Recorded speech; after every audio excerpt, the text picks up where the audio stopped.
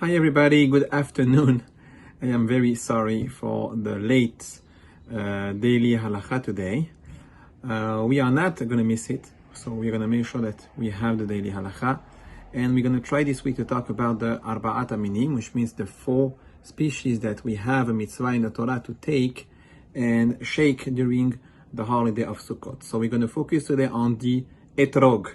The Ethrog is probably the one that is taking us the longest to choose. We make sure that it's the most beautiful Ethrog that we have. So let's talk about the important points that we need to make sure that are good for the right selection of the Ethrog. So the first thing you should know is that the Ethrog size is a minimum of 1 kabetza, which is the size of an egg. That is a must. If it's smaller than that, then the Ethrog is not going to be kasher. When it comes to the bigger size, as long as the Ethrog can be held in the hand, that's technically okay. If one hand is not enough to hold it, then it's going to be too big.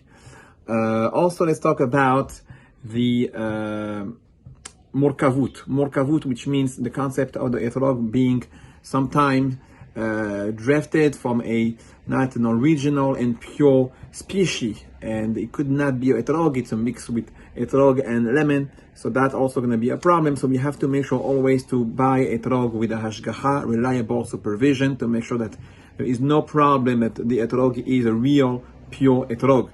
Also, another important aspect to be careful with is the pitom and the oket. So the pitom is the part that is on top of the Ethrog that usually sticks out, especially in the Moroccan and Israeli Ethrog. In the Yemenite one, it's usually inside the Ethrog, so that means that it's not kasher even if you don't see it. But all of the Ethrogim have a oket, which is on the bottom, what connects the Ethrog to the tree. And if either of them is not there, the Ethrog is not going to be kasher.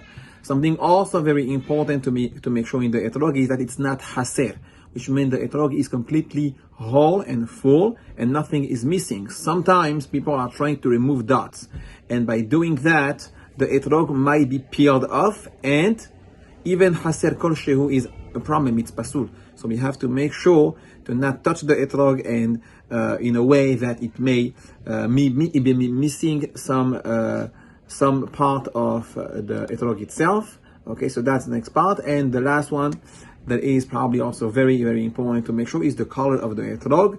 It's supposed to be ideally yellow. If it's green that is going to turn eventually to yellow, it's also okay.